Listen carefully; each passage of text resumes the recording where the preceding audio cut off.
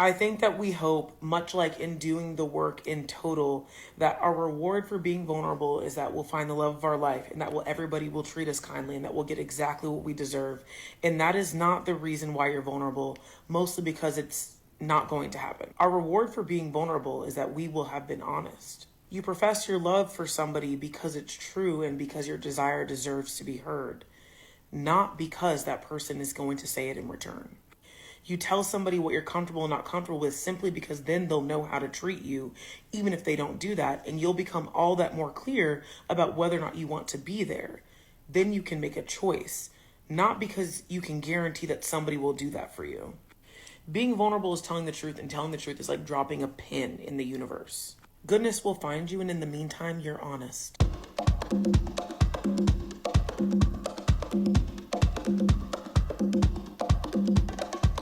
I always been that, always been that, always been that. I always been that, always been that, always been that. I always been that, I always been that bitch. I always been that, always been that bitch. I always been that, I always been that bitch. I always been that, I always been that bitch. Yo! I always gotta back away from the mic when I yell at you motherfuckers. Welcome to the Black Sublime podcast. This is your host, A. White.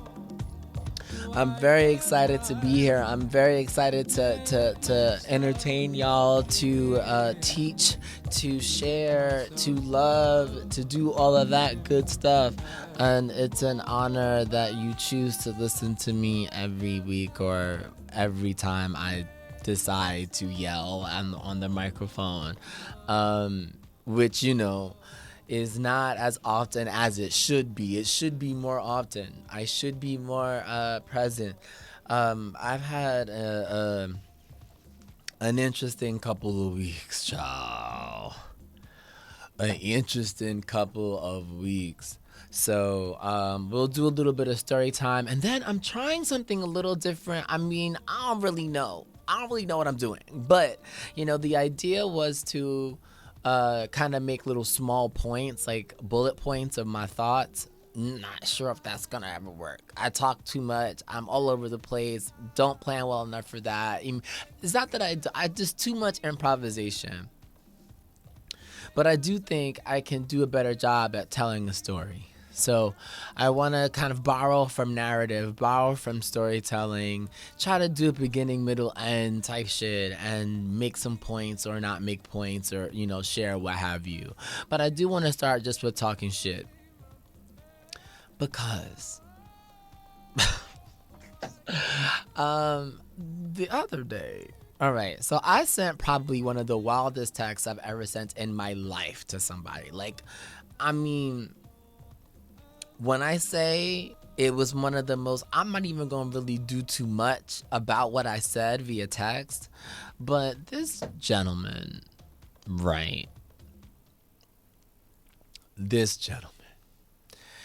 she decided, we used to fool around. I've outgrown it, well, at least I outgrew it, and I felt that, honestly, I stopped feeling good about it. So once I stopped feeling good about it, I stopped doing it. And I was really polite about, not wanting to do this anymore. I was really polite about it. None of it resonated. None of it clicked. And what happened was this person was like, well, I know you like it too. I know you. So I had to respond crazily. For me, it was crazy because I never treat partners like this. I personally like to treat my partner. I feel like if we're going to do this, I should treat you with utmost respect, even if we're not going to be like long-term partners, right? Just that, if we've done something, I should treat you well. And I basically said some shit. I was like, how I feel about this situation, I was like, it's a deep yuck. Like, it's gross to me, right? Like, I'm over it. Like, I'm over it. I'm done. And I was trying to not, like, do that. I was trying to avoid that because a deep yuck would make me feel crazy. If someone described their feelings toward me as a deep yuck, I think it would be crazy, right? So I was like, all right, hopefully old boy gets the picture. On Saturday he sends me this "I miss you" thing, and I'm like, something is wrong. So now, if y'all see somebody, if you hear about some shit happening with me, it's because you know what it is. You know what it is. I mean, if I'll tell the people that are in my life, like, who it is, like, because this person is probably crazy, right? Like, if somebody says this to you, says that it's a deep yuck, like, you give them a deep yuck, like, I feel like it's a dub, like, it's chopped, like, it's over. Why do you think an "I missed you" is gonna fix that? It's not. It's not. Right? Like, it's not. So, I've been dealing with some foolery, and then with the studio that I've been using, so I am sorry for not doing an episode or a few episodes. The studio that I've been using has had some scheduling conflict, so I haven't been able to get the time slot that I've needed to do my work. But I'm back, and there are going to be some adjustments to the schedule over the next couple of weeks, so bear with me. And beyond that, I've been having some personal issues with my family. My grandmother wasn't doing well, and that really sat me down and had me thinking and reflecting and emoting, and I just needed to do that. So that's what I've been doing for the past couple of weeks. There's a lot that I want to say today, and my goal, as I mentioned, is not to do too much off the cuff shit. I mean, it's going to be off the cuff no matter what, but to try to provide some structure. The theme of today, or what has been on my heart, is really the tradition of silence. The tradition of silence, the weight of silence, how silence causes us to suffer, how we suffer in silence. I wanted to address this in part to pay respect to my grandmother. When I reflected on her life, so before I go into that, the way I'm kind of trying to think about this topic is to talk about the context, the beginning of my interaction, my understanding, what I've inherited, what I was taught, kind of like that beginning, and then the development of that, my transformation in that environment, and then moving that to where I'm now, or what I'm trying to do as a result of that, all that stuff. So kind of like beginning, middle, ends, kind of. So there's this. My grandmother is a survivor of tremendous proportion. My grandparents, although I only knew 3 of my grandparents. I didn't know the 4th because niggas ain't shit. But I should. Okay, my bad. Now, but I feel like, I knew the 3. Well, actually, the niggas ain't shit thing is hilarious. I will tell this story another time, but that's funny. That's funny. I knew 3, and all of them were tremendous. I mean, all of them. I come from amazing people that have survived the most treacherous. The odds were stacked against them every step of the way. And it's beautiful to know that you always been a real bitch. It's good to know that. It really is. So I was raised, and with my grandmother in particular, she it was and is an amazing confidant for me. When I was a kid, my grandfather allowed me to speak, which is shout out to him, honestly. He provided me with a revolutionary pass to speak my mind. And that empowered me to advocate for others, to advocate for truth, to pursue truth in a way that, as a black man in the South, that was not the way. You could not just say, you could not do that. Like, everything was perceived as disrespect. Everything was perceived as back talking. That is not the history of our people. And that from that, like, no. And there was criticism for it. I remember experiencing a lot of jealousy from other people in my family because I was allowed to speak. My grandmother, on the other hand, her craft was silence. Her craft was keeping secrets, was listening and storing, retaining, but not sharing. Her craft, she did react to what was said to her, but her craft was acceptance. Her craft was not advocacy. So as a confidant, I told her, the shit that I told my grandmother, to paint a better picture, my grandmother's Jehovah's Witness, also from the South. She's from a town that's not mapped anymore. Evansville, we always think about, like, when we refer to where she was from, we refer to the largest town that it was there.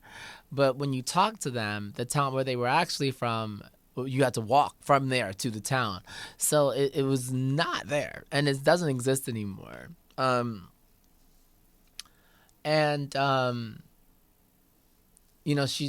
This is country, this is black, this is religious in a conservative sense.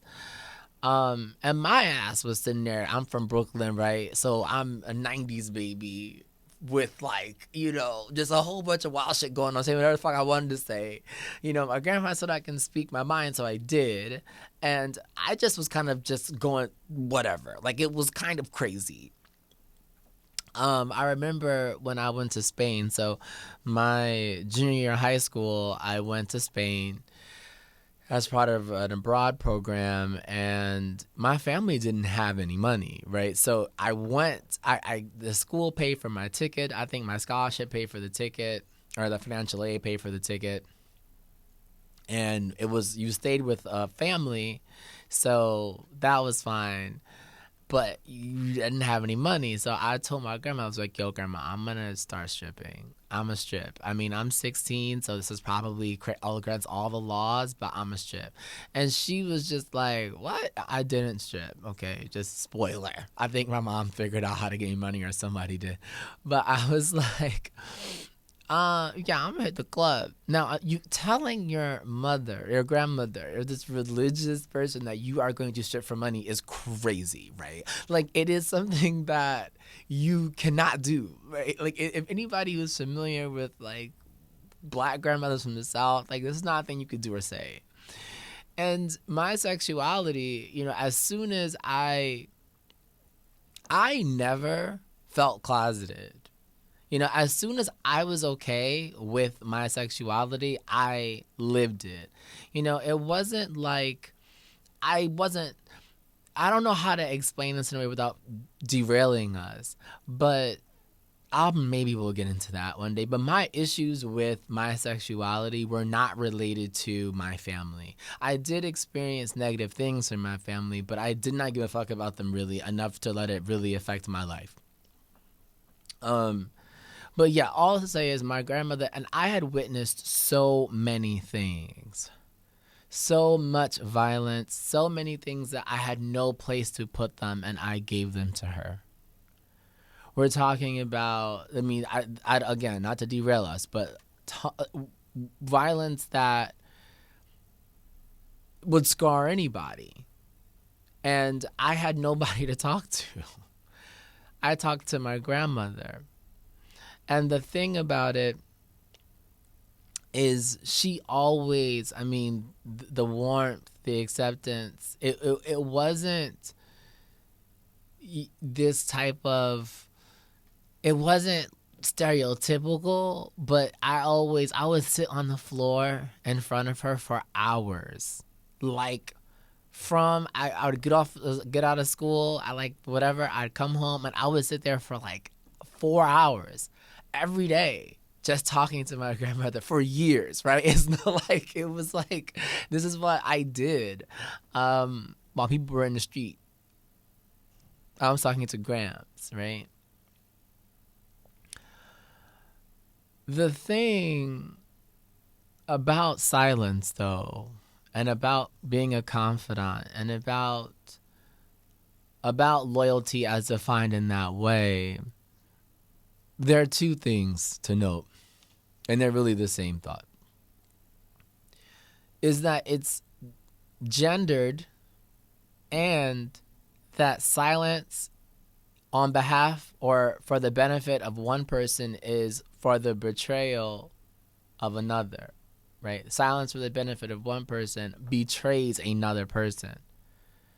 So while I was experiencing this amazing confidence from my grandmother and this silence, these secrets that are kept from me, other people were experiencing betrayal, a lack of advocacy, someone who didn't shake shit up for them when they should have, right? An alliance to something that seems like the status quo, when it's really her strategy of surviving, and it worked for me. Like, I have nothing. I can't even think of a negative memory. I have things that are not great, but whereas other people don't have that. So to watch something that I laud her for also be something that other people would have trouble or beef with her for is something that it's a deeper, nuanced understanding of a person's life. And what I think about my upbringing is similar, like on the same page. My grandmother did not like liars. I mean, being honest was like the most important thing. Like, if I told a lie, I was writing a Bible verse down like hundreds of times, right? Like whatever the Bible verse was, like the devil's the father of liars or whatever, I was writing that verse. Like if I told a lie, it was like 200 times, 300 times. Like I would just be there writing, right? Like that is what, like, you were not to lie. But to think about, obviously, lies of omission and stuff like that, how much I had to mind my tongue as a kid in the name of truth, but be beholden to this code of silence.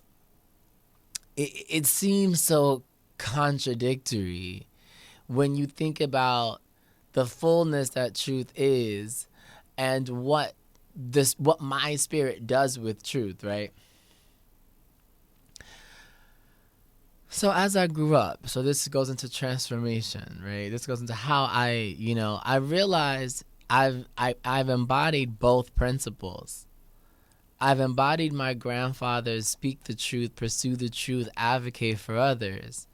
But I also adopted silence, and particularly in reference to my personal life.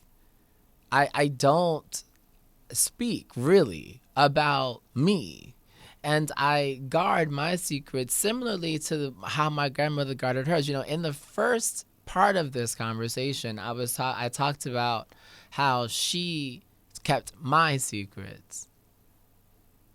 And one thing I meant to say, but I got distracted, was that I feel in some ways that secret keeping, I know she kept women's secrets, but I feel like she kept more of men's secrets than women's secrets. And it's not the case that women have fewer secrets.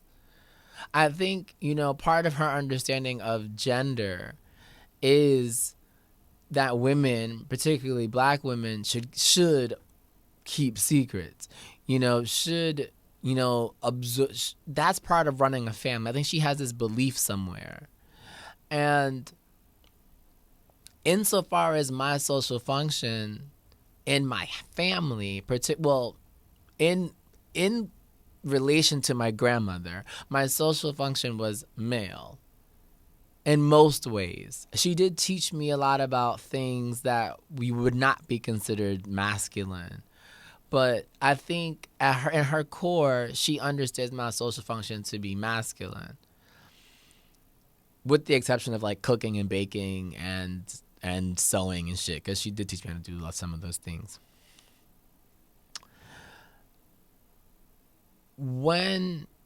Particularly as a kid, and I think some of that was her trying to save me, but whatever. As I grew up and matured and had to navigate my own survival and deal with the social function I played in the world, the feminine social function I played in the world, I found myself being the confidant of men as well. Obviously I had a lot of female friends, but the way I sort of navigated protecting, like my own protection or my own safety, the way I navigated the world when I was not willing to be aggressive or violent myself, which, I also gave it up. So, whatever. But I did choose these relationships that reproduce what my grandmother did. And that set me at odds with myself,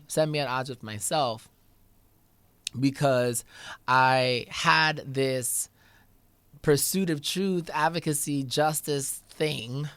And then I had this, you be silent and keep secrets and thing from her. And I was in semi-permanent conflict and still contend with that, with not necessarily. I still contend with the quiet and the silence as a threat to my actualization. And this is not to blame her at all. Well, it's not to blame her solely. It is the case that I reproduced the pattern as kids do. But there was a concerted effort exacted by almost everyone in my life, every human being. So the systems in which I was embedded, at family, school, etc., to quiet me down. My uncles would joke about me being too loud. Don't say this, say that. It's not what you say, it's how you say it. The tone policing, from all of these things to get me to do and say less with less intensity is something that has happened as I matured. This is not a woe is me thing. I think that's being black. That is being black. It happens to everybody who is black but is trying to contend with whiteness in a way that can be materially beneficial. So it's not just, unless you're entertaining them, you need to shrink and these things. And then you bring gender back into it, where my queerness put me in both social functions, right? Like, me as somebody who presented as queer has me in this masculine social function as a black person, semi-masculine, right? Black masculine, which is not to say white masculine. This black masculine social function that has me be a threat, be a danger to that. So I have to shrink anyway in response to that. I cannot be intense. I cannot flex power. I cannot flex strength, right? I need to be strategic about the strength and really muted about the strength I display. And then there is the feminine social function, which is like, don't say too much. Like the way black women are silenced, not believed, right? Like this conspiracy against black women speaking truth, but also the stereotype that they speak truth, right? Like from our own people, our the way we stereotype each other. It's just like it was complicated and messy and remains so for a lot of people. So as I matured, I should say matured again, or continue to mature is probably a better way of saying that. As I navigate adulthood, it's my job to break tradition. It's my job to break the pattern, to break the cycle, to love generously, to understand loyalty without silence. I was thinking about what Monique was saying on Club Shay Shay, how she said that if you do something and if you do some fucked up shit and then you ask her to keep a secret, she's gonna ask you if you hurt somebody, if you're doing wrong, because for her that is more important. That if you are doing something wrong, if you are causing other people harm, that requires her to act. She cannot be silent just for the sake of keeping your secret. That to me, I mean, obviously there's some shit. I'm not lifting her up as a idol or anything because we heard about her shit with her son or whatever. Not my business, but that is a conflict. My whole life I've just been like, you can tell me whatever, I got you. And I still kind of feel like if you know you're fucking up, then I don't really need to, you can say it because we can talk about how you fucking up and we can work on you fucking up. But I'm not gonna act like you're not fucking up. That's crazy, right? I do think that I'm still at this point where I am acknowledging my own needs and I'm acknowledging the world I want to create, but I'm seeing the effects. Like, relatively recently, I built peace on silence professionally. There's a professional environment that I constructed on the back of my own silence, right? And then now that I'm over it, because that's the issue with me. The issue is because this is not my natural orientation, because there is conflict. I'll choose conflict between my orientations or whatever. I will be silent until I'm not. And then when I'm not, it get real messy real quick. So I'm working on that. But I say all of this because I think a lot of people that I have seen in my life or interact with in my life choose silence at their own detriment. I wonder how much of my grandmother's suffering is related to the secrets that she has kept, both others and her own. I wonder. I wonder, and I believe a lot. The things that people have told her and the things that she has kept silent about are world-shattering, physiologically draining things. There is no way she has peace in her body, after the summation of all of those things. And I just, and she's also not as, the thing about when somebody is struggling with like mental illness or like degeneration, something like dementia or, nightmares or panic and stuff like that, you see the cracks of the facade.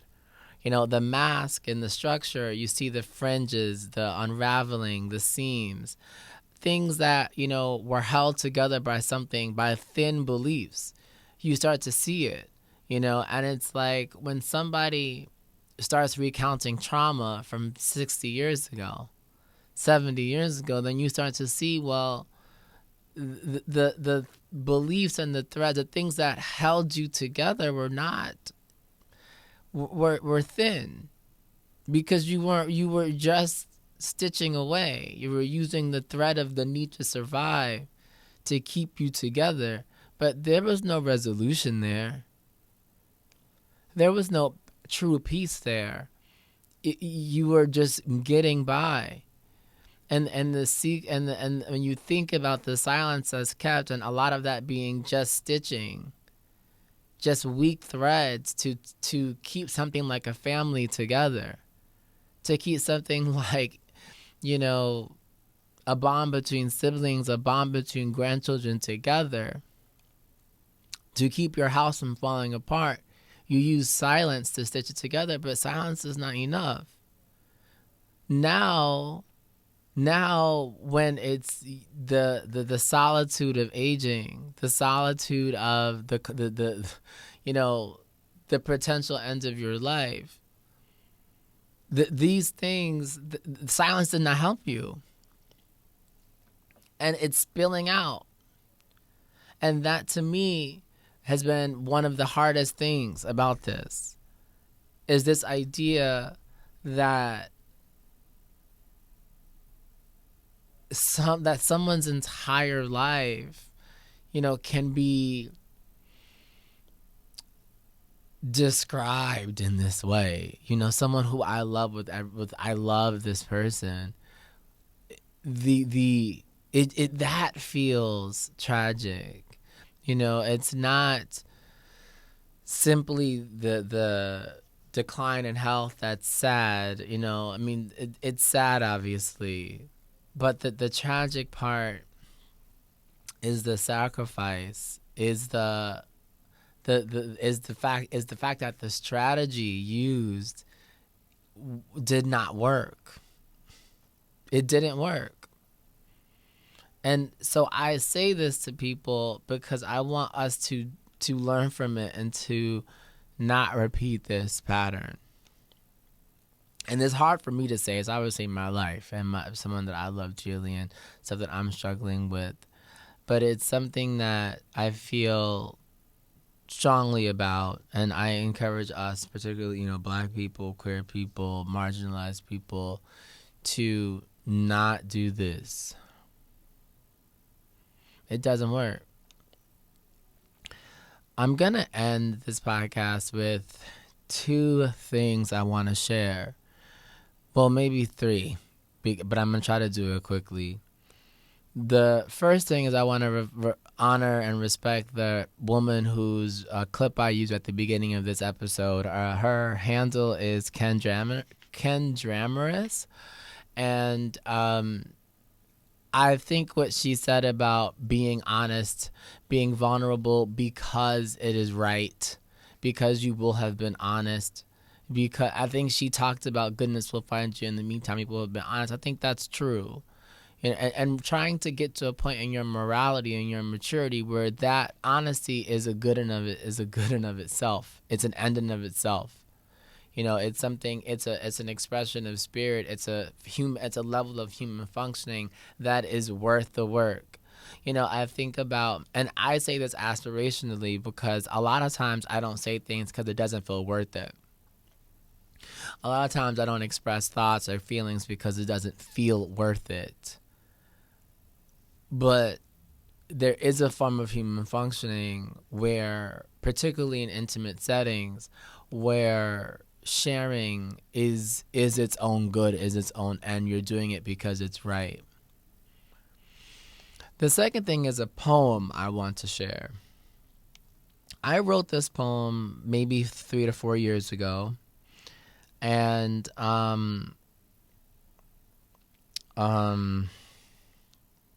where's she at? And it's ironically called Keeping Secrets. It's a short poem, but I wanted to share it because it ironically speaks to this theme. Keeping Secrets by me. No, let me stop. My silence is my gift. I suffer in it, I suffer for it, but it keeps others alive. My silence is the elixir, the first meal of all who eat, the breast milk that sustains the little black mouths that will eventually spit in my face and call me faggot, that will deny me life in the end, but claim they always loved me. They will eat from the tree that fruits atop my dead body. The trees won't say what I should have and will give generously, whispering our truth underneath their breath. My coffin is made from my sister, another person whose silence fed a village, another tree nourished from the rot of a casted tongue. I have her with me.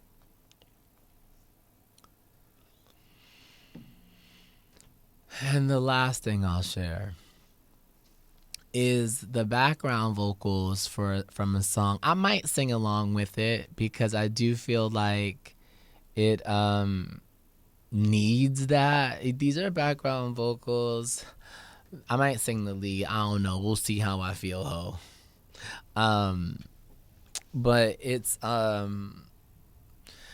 my everything. This is the first song that I wrote that I believed in.